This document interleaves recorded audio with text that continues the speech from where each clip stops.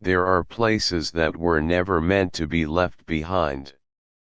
Hospitals where pain lingers, where lives end, and sometimes, where something else begins.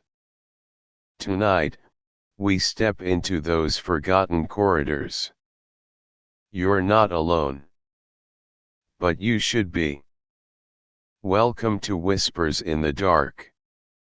In this episode, 5 true horror stories from real abandoned hospitals across America.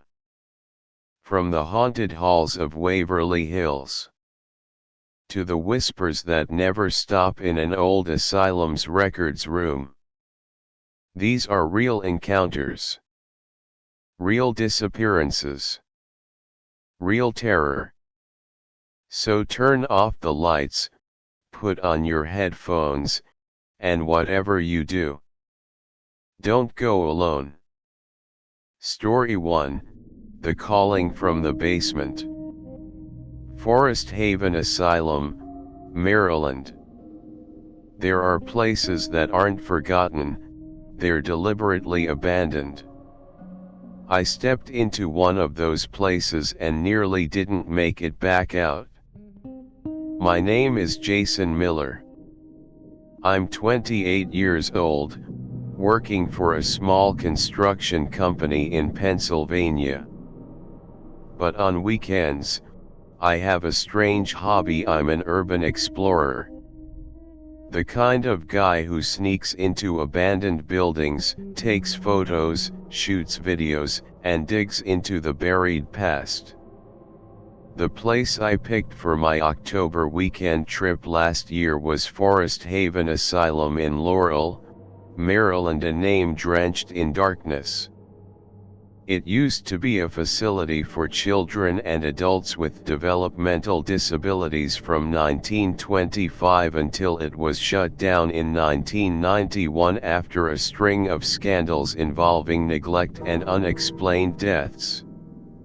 Now, it's just a rotting skeleton swallowed by the forest. I'd read old newspaper clippings, former staff testimonies, and local whispers that people still hear crying coming from the woods at night. Some say the basement treatment ward was used for behavioral control, which really meant torturing disobedient patients. But those were just stories, until I saw it for myself. I wasn't alone. My best friend, Travis, also a fellow urban explorer, came along. We left early morning, packed with flashlights, cameras, radios, backup batteries, everything we needed. Travis even had a GoPro strapped to his chest to record everything. We arrived around 10 a.m. Not a soul in sight. The whole place was being devoured by nature, knee-high weeds, vines choking broken windows. The decay was suffocating. Each building stood like a giant corpse slumped against the forest edge, moss covering its cracked skin. The only sound was our footsteps crunching over broken tiles. Even the wind didn't move. It felt like stepping into a world frozen in time, a time that had rotted away, still, and waiting. After exploring the admin office, cafeteria, and library where the faint smell of rotting paper lingered, we headed toward the main treatment building, which had 3 floors and a basement. Every step into that structure felt like stepping on the memories of trapped souls. Right away, I felt something was off. The air was thick, damp, and too quiet. Not even birdsong. The walls were stained, strange handprints smudged on peeling paint. Broken iron bed frames, empty medicine cabinets, and yellowed medical charts scattered like someone had ransacked the place in panic. While Travis was filming, I noticed something odd in a cramped room on the first floor. There was a wheelchair propped against the wall. But here's the thing, it was spotless. Everything else was covered in dust and debris, but the wheelchair looked like it had just been wiped clean. I called Travis over. He laughed it off, saying maybe someone was filming a movie and cleaned it up. But I wasn't convinced. And just as I turned away, I heard the faint creak of wheels. I spun around, the wheelchair was still there. But now it was facing the door. That's when I started to feel it, that crawling sense of unease. Like the building itself was pressing down on my lungs. Travis was thrilled. The creepier it got, the more excited he became. He started descending the stairs, joking about finding the ghost of a mad doctor. The basement was pitch black. We both flicked on our flashlights. The air turned icy, and the moldy stench hit us like a wave of rot. Water-stained concrete walls, dark streaks of moss that looked like ancient blood. As we moved deeper, we saw rusted metal doors, cracked chemical jars, and rows of corroded beds. On the floor, old wheelchair tracks disappearing into the dark. At the end of the hallway was a large room, faint lettering above the door read Therapy Room 3. The door stood open. Travis led the way. I followed, every step echoing like a pounding heart. The room was empty except for one chair with leather restraints on the arms and legs. Scribbled on the walls in faded red marker were the words, "I'm still here. Don't trust the voice. She's in the vent." I shivered. Travis chuckled, saying it must be left by previous explorers. But then we heard knocking from the vent above. Not wind. Not an animal. 3 knocks. Steady. Intentional. Like someone's hand on metal. We froze. Then a whisper from the vent. "Jason." It was my mother's voice. My mom died 5 years ago. A stroke. I haven't heard her voice since. I stepped back. Travis looked at me, he'd turned pale. Then the voice again. "My son, come here." I screamed, "Get away," and bolted from the room. Travis ran after me. We charged up the stairs. But the stairs were gone. I swear they were there before, but now it was a solid concrete wall. "No way, we just came down here," Travis stammered. I tried calling, no signal. Our flashlights flickered. Then came laughter, giggles, dozens of them, from every direction. We ran, slamming against door after door, every one locked. The building twisted around us. Then our lights went out. Travis screamed, "Someone's behind you, Jason." I turned and saw me standing at the end of the hall. But my eyes were pitch black. My smile twisted. I blacked out. When I woke up, I was lying on the grass outside. So was Travis. It was dark. No one else around. And there was no sign of Therapy Room 3. No concrete wall. Like it all never existed. Travis's GoPro had no footage. The radios were fried. Our phones only one photo remained, the wheelchair. Spotless. Sitting in the middle of the dark hallway. I haven't explored another building since that day. But sometimes, late at night I still hear knocks in my bathroom pipes. 3 knocks. Slow. Even. And a whisper I know too well. Jason, come here. Headphone, what do you think really happened in the basement of Forest Haven? Would you dare to step into an abandoned asylum alone? Backhand index pointing right, share your thoughts in the comments. And if this story gave you chills, subscribe to Whispers in the Dark, because darker tales await behind every whisper. Story 2, The Figure in the Operating Room. Linda Vista Community Hospital, Los Angeles, California. I spent 3 years in therapy just to be able to talk about this without crying.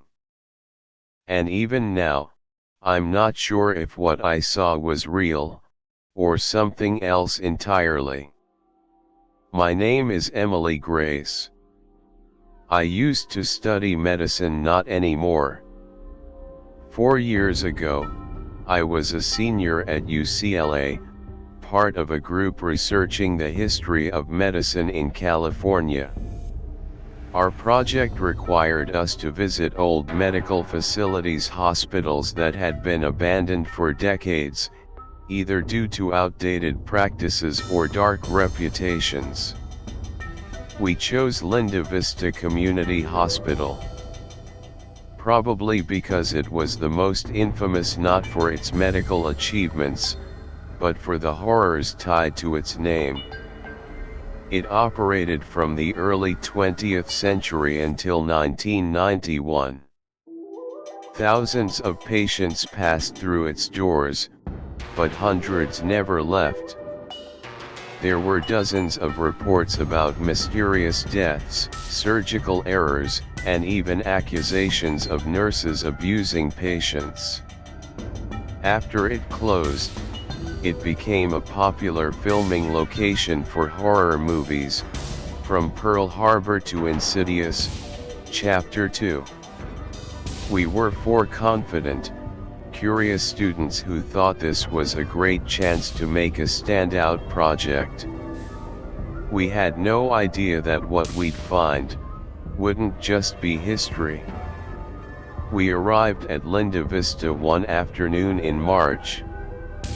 The pale sunlight did little to ease the sticky heat of Boyle Heights. Mossy, crumbling walls, shattered windows, and rusted iron fences gave the place a wrongness. Not Hollywood eerie, but the kind of wrong that made you think this place shouldn't exist anymore. With me were Tom, my boyfriend at the time, Rachel, my best friend, and Dylan, our cameraman. We had a permit from the university to film on the upper floors, but the basement and surgical area were off limits due to safety concerns. That only made it more appealing to a bunch of reckless students. As soon as we entered the main lobby, I felt it something staring at us from behind. I turned. Nothing. Then Dylan, holding the handheld camera, froze. I think I saw someone at the end of the right hallway, he murmured. Tom laughed. You probably saw your own reflection in the glass. We continued exploring, patient rooms, the morgue, the X-ray area. Dust and cobwebs everywhere, but many tools and equipment remained eerily intact, like the place had only been abandoned days ago. A few times, I heard wheels rolling across tile or distant nurse call bells. But whenever I turned, it was just the wind pushing through broken doors. I started having trouble breathing, not from fear, but like the air was heavier, thicker, like I was breathing alongside something invisible. Toward the late afternoon, Dylan suggested, "Let's just get a quick shot of the surgical wing in the basement. Just a few minutes. Promise." Tom was immediately in. "We need something unique if we want this video to go viral." Rachel hesitated, but followed. I couldn't explain it, but my skin crawled when I looked at the staircase. The stench coming from below was a mix of old bleach and rusted metal. The basement was pitch black. Not a single ray of light. We turned on our phone flashlights and started filming. Each step echoed as if dozens of footsteps echoed back from behind. The main operating room was at the end of the corridor. The door was ajar.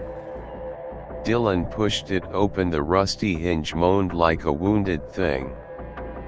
The room was almost intact, a cold steel table in the center, an old surgical light hanging above, barely clinging to the ceiling, and an open cabinet with scattered tools.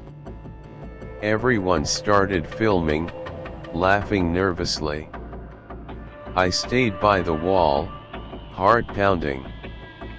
That's when Rachel grabbed my hand and whispered, "I just saw someone pass by the hallway." We ran out. No one. But at the far end, another door was ajar, and behind it glowed a faint, yellowish light. "There's no way this place has electricity," Tom muttered. Dylan raised the camera, but the screen glitched. Horizontal static lines. Then, my flashlight flickered. One died. Then another. The hallway plunged into darkness. In that suffocating dark, a sound emerged: clink, clink, like metal on metal. We held our breath. It got closer. Footsteps, dragging, coming from the room with the light. Rachel clung to me, trembling. Tom shouted, "Who's there? We have permission to film. Please stop." No answer. Only the static buzz of Dylan's camera and the slow squeaking of wheels across cold stone. Then the light turned on, not from our phones or flashlights, but from the overhead surgical lamp. From the hallway emerged a figure.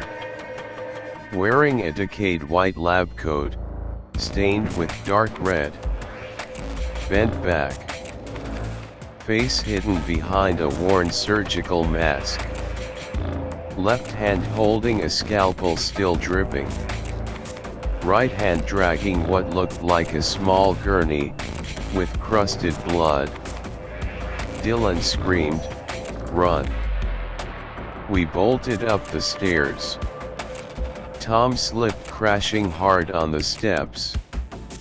I turned to help him up and saw a pale, freezing hand, smeared with blood, gripping his ankle, pulling him back. Rachel screamed. Dylan rushed in. We grabbed Tom, tugging against whatever it was. But it was strong, unnaturally strong. Not human. Tom's face turned white, eyes bulging. "He knows my name," He knows who I am. Rachel slammed her flashlight down on the hand. A piercing, inhuman shriek, then it vanished like fog. We dragged Tom up the stairs. None of us looked back. None of us said another word. After that night, we all stopped talking for a while. Dylan never submitted the footage. He said the files were completely corrupted, like someone erased every frame, he told me. A week later, I visited Tom. He hadn't slept. Couldn't be alone. But what made my blood freeze, there were still bruises on his ankle. Finger marks. Deep, purple, even after 7 days.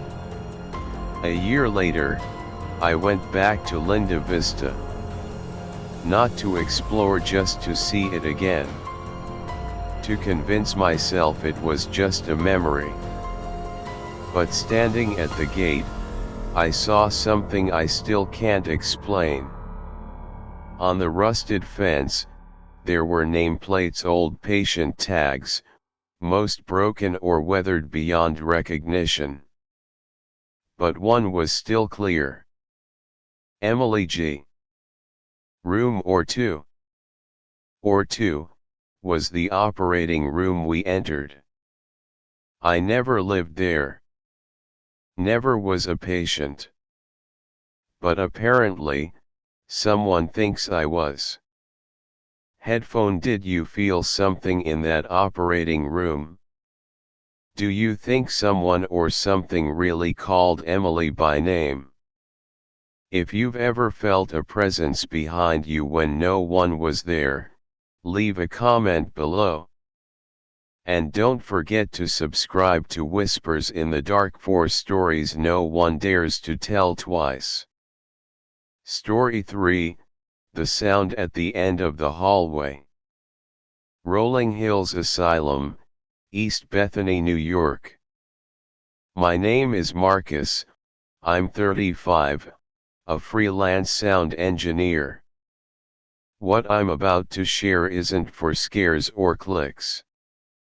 It's something that's lived in my head for 4 years now, and it still wakes me in the middle of the night with my heart racing like it's going to burst. This wasn't a dream. It wasn't a hallucination.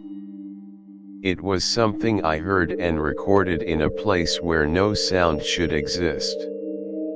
That year, I was hired as the audio technician for a documentary project about haunted locations, echoes of the past. Our first destination was Rolling Hills Asylum, a massive complex that once operated as a psychiatric hospital, isolated on the outskirts of East Bethany, New York. The asylum opened in 1827, originally to treat the mentally ill, then transitioned into a nursing home, and was eventually abandoned in the late 20th century. Records and rumors claimed over 1,700 people died within its cold rooms, most in silence, without family, without a single cry. The place is infamous not just for the apparitions reportedly seen in the hallways, but for its silence. A silence so deep, you can hear your blood move inside your ears. For someone like me, someone who lives by sound, it was a fascinating challenge. I don't believe in ghosts. But I believe in microphones. I believe in signal sensitivity. If something made a sound, I'd hear it. I was right. But also wrong for thinking sound is just a physical signal. Sometimes, sound carries something else. Something that should not be heard. The first shoot went fairly smoothly. We arrived in the morning. It was overcast, mist rolled across the dirt road leading to the main building. Only parts of the structure remained intact: mottled walls, partially collapsed roofs, but the long hallway still stood, stretching dozens of meters like a scar across memory. I installed a directional microphone on the second-floor hallway, once reserved for patients classified as dangerous, those with violent tendencies, who didn't speak, only screamed. The mic was set at the hallway's midpoint, linked to a digital recorder. When testing the signal, I picked up a faint interference like someone whispering, but on a very low frequency, hard to decode. I wasn't concerned. Wireless devices, electromagnetic noise, all can cause interference. I made a note to clean it in post.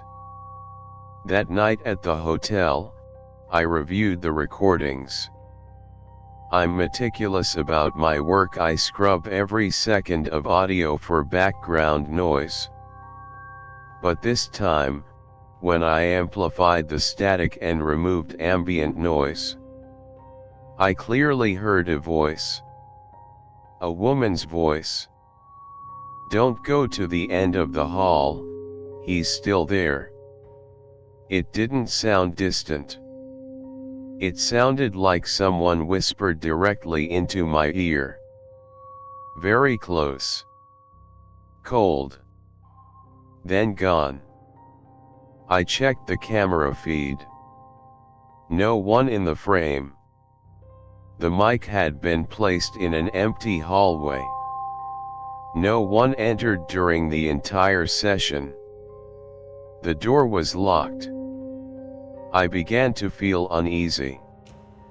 For the first time in years of audio work, I couldn't explain what I heard. I didn't tell the film crew. Partly to avoid panic, partly because even I wasn't sure if I'd imagined it.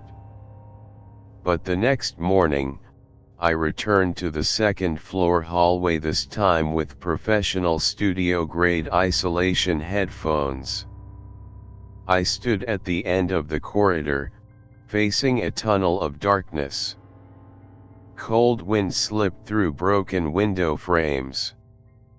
The ceiling was crumbling, electrical wires dangled like nooses. I hit record, headphones pressed tight to my ears, listening to every draft, every creak underfoot. Then I heard footsteps. Slow. Heavy. Dragging. I took off the headphones, thinking it was a playback glitch. But even without them, I still heard the footsteps, coming from the other end of the hallway. Not through the mic. Real sound. I looked up. No one. But the footsteps kept going. Each one landing in my chest. Cold. Deep. Menacing. I backed up, gripping my headphones. This wasn't playback. It wasn't from the mic, or any device. Someone or something was truly walking toward me. I ran, bolted down the hallway. Nothing but flickering emergency lights behind me. I returned to the recorder and realized the audio was still recording. I played it back. The footsteps were there. But something else had joined them, breathing fast, right next to the mic, like someone stood there, inhaling every ounce of rage rising from the floor. That night, we staged a mock interview.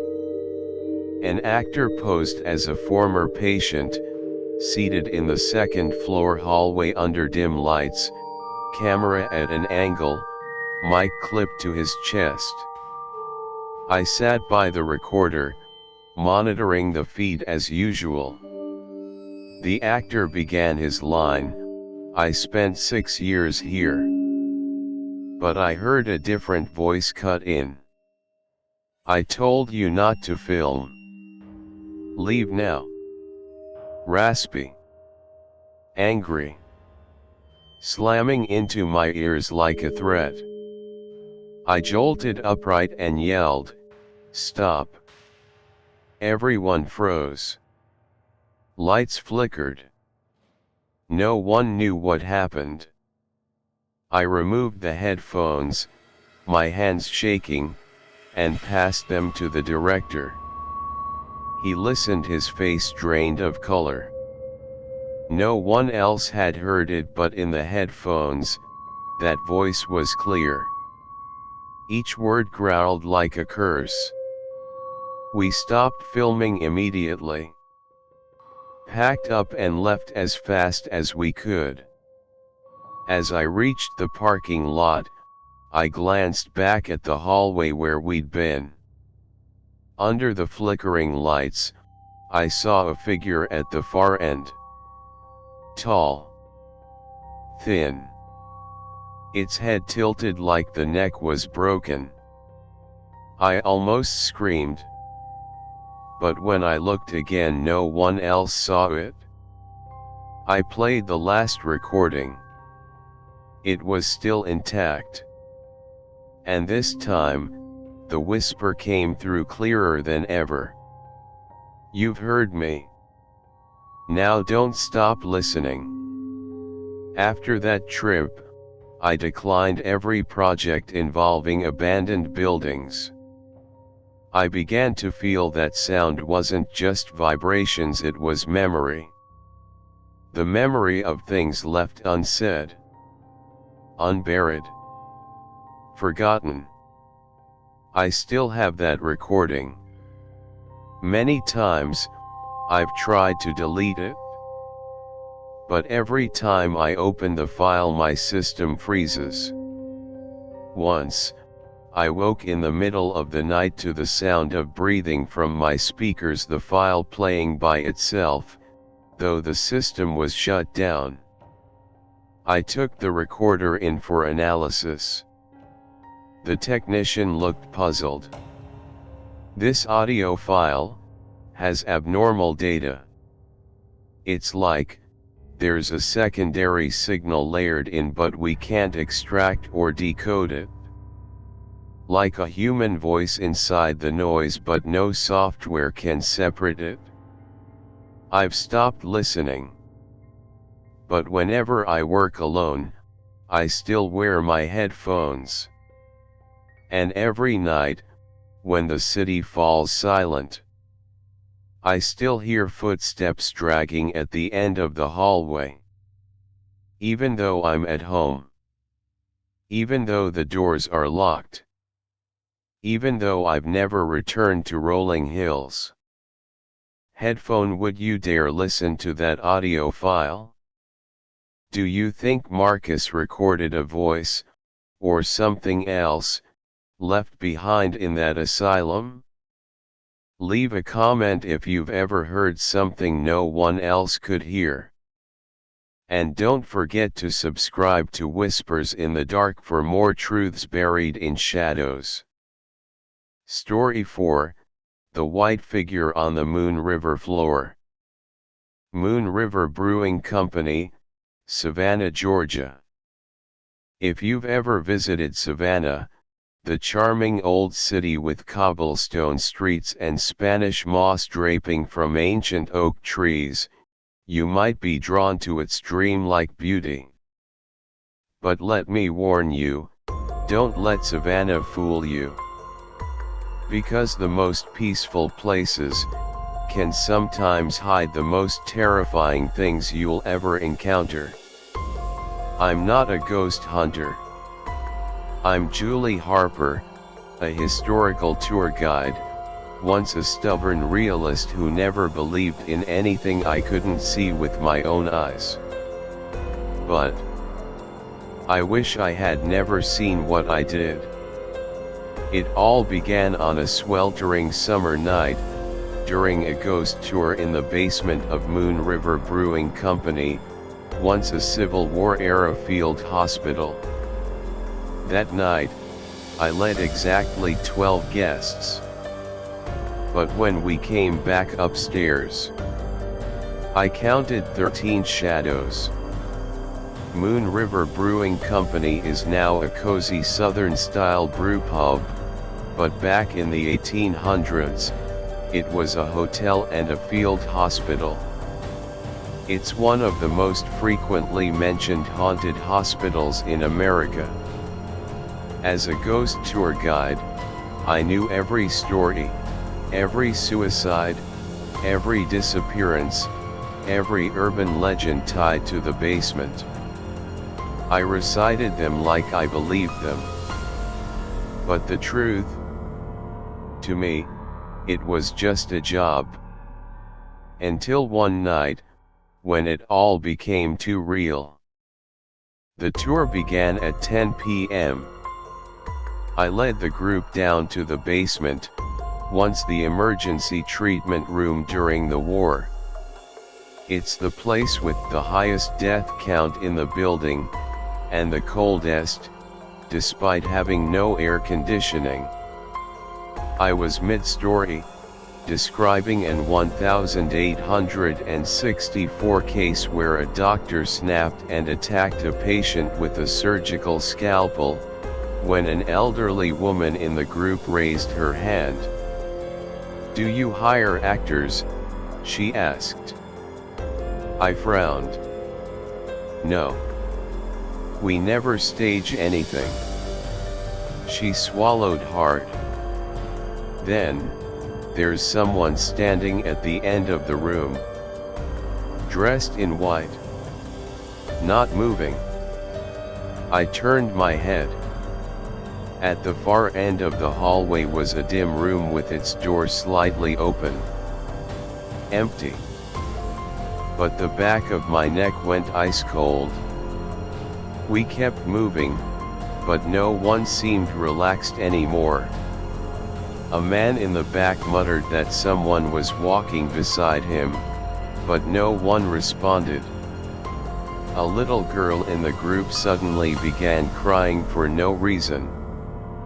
When we reached the old storage room, once used to keep surgical tools, I paused to tell the tale of a nurse who hanged herself there. The moment I finished speaking, the flashlights on 3 people's phones went out. All at once. Same time. No one pressed anything. No one dropped their phone. Batteries were full. Then I heard it, whispering. Like hushed voices, but the words were warped, indistinct, echoing unnaturally. I glanced around. Nobody in the group was speaking. Everyone was scanning the dark, searching for the source. Then, behind me, a young woman screamed. "Someone touched me. Someone just pulled my hair." I turned around, trying to calm her down, and in that split second, I saw it. A white figure, pressed flat against the wall behind her. And then it was gone. I decided to take everyone back upstairs. But as we reached the stairs, the door slammed shut right in front of us. No one was near it. One guest grabbed the handle, but it was as if it had been locked from the outside. Then, the lights went out. Total darkness. And that's when we heard it. A dragging sound across the floor. Like a hospital bed, or a body. I fumbled for my phone, turned on the flashlight. The beam flickered, And we saw it. A white figure crawling on the floor, right into the center of the group.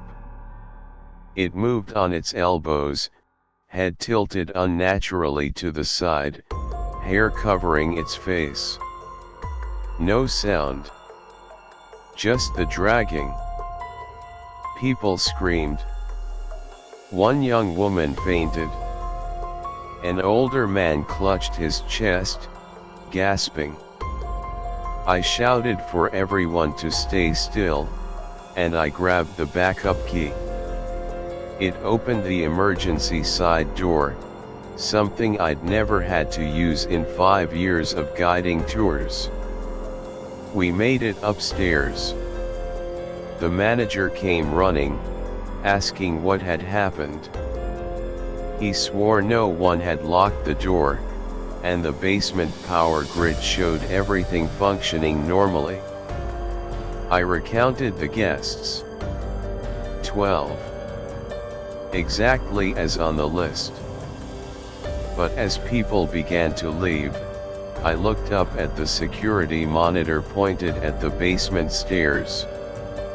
There was a recording. When the group came back up, 13 shadows passed under the camera's light. The last one, dressed in white.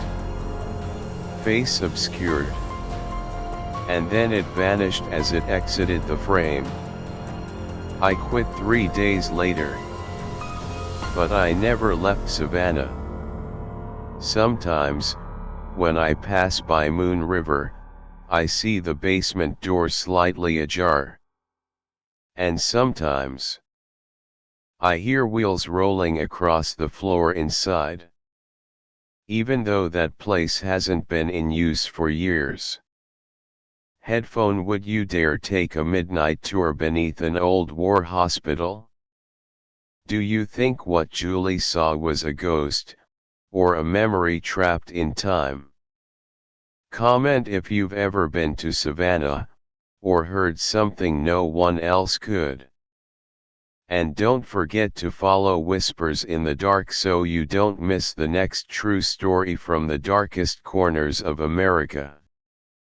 Story 5, The Black Hallway at Waverly. Waverly Hills Sanatorium, Louisville, Kentucky.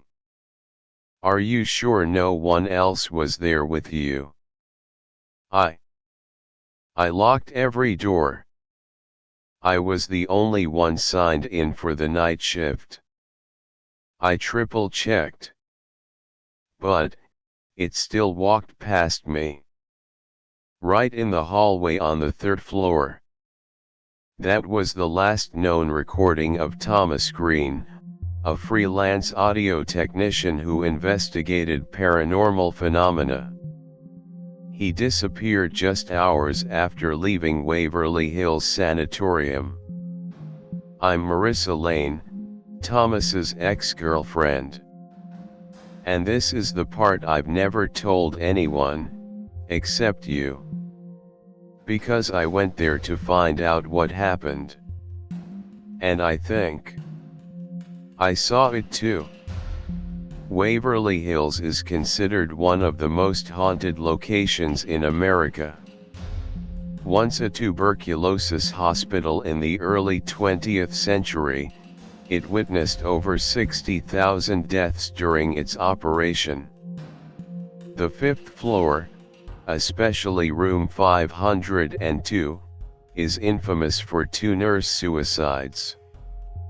But Thomas didn't choose that floor. He always preferred working on the 3rd, the former main treatment hallway. I remember that night clearly. He texted me at 2:04 a.m. I'm hearing footsteps, but no one's here. Going to double check. See you tomorrow. He never sent another message. 3 days later, police found his car still parked at Waverly, keys still in the ignition. No one could reach him. No one saw him leave the building. Then, I received a package in the mail addressed to me, no return address. Inside was an SD card. It was the final video from the GoPro Thomas always wore on his chest when investigating. I don't know why the police never had this. But I watched it alone, in the darkness of my bedroom. The footage began normally, him walking the third-floor hallway, joking to the camera, noting wind noises and the hiss from old metal vents. Then, around minute 17, Thomas stops. The camera shakes slightly, there are footsteps, that aren't his. Steady, slow, echoing, drawing closer. He turns off his flashlight, holds his breath. The camera pans to the hallway, empty. He calls out, "Who's there?" "Security." No reply.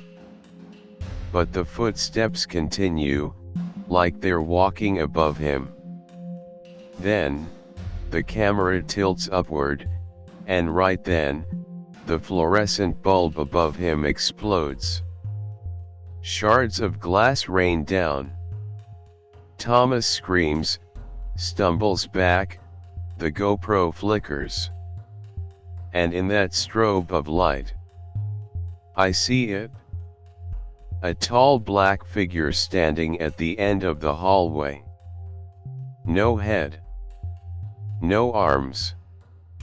Just a shadowy mass like thick fog, and it starts moving toward the camera. Thomas turns and runs.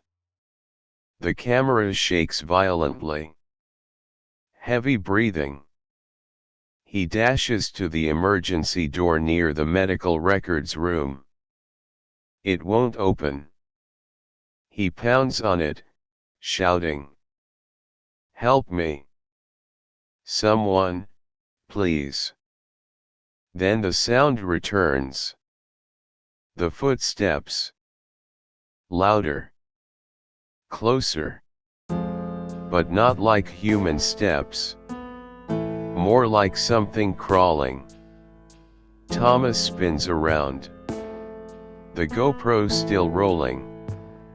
And in the middle of the hallway, that black shape is now crawling across the floor. No face. No legs. Just slithering like a deformed creature.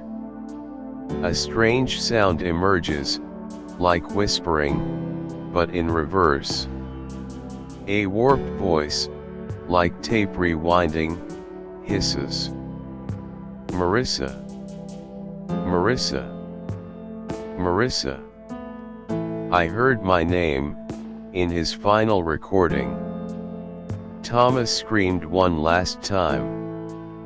The camera falls to the floor. And the last frame shows his legs being dragged into the darkness, vanishing as if he was never there. I went to Waverly Hills, partly to find him, partly to face what I feared most. And just like I suspected, the third floor was off limits. No one explained why. But I sneaked in, helped by a friend in a film crew. When I stepped into the old hallway where Thomas last recorded, the recorder in my pocket began to static. Then, it played his voice. "See you tomorrow, tomorrow, morrow." I hadn't turned it on. I hadn't pressed anything. And then, from the far end of the hallway, I saw the final door creak open. And in the dark behind it, a shadowy figure stood waiting. I ran. But I know, it saw me. just like it saw him. And maybe, it never lets anyone leave the third floor without taking a piece of its darkness with them. I don't dream of him anymore. But every time I turn off the light, I hear footsteps. Not mine. Headphone, do you believe some places refuse to let you go? What do you think happened to Thomas, or did he ever leave the third floor of Waverly at all? Share your thoughts below, and don't forget to follow Whispers in the Dark for the most chilling stories from abandoned hospitals across America. Some say ghosts are echoes of the past. But what if they're not echoes? What if they're watching, waiting for someone to wander too far, too alone? Tonight, you heard the calling from the basement, the figure in the operating room, the sound at the end of the hallway, the white figure on the Moon River floor, and the black hallway at Waverly. Each one a true horror story, from the places we're told never to return. Which story haunted you the most? Let us know in the comments. And if you felt a chill, if your heart skipped even once, like, subscribe, and ring the bell, because this is just the beginning. This is Whispers in the Dark. And some doors should never be opened.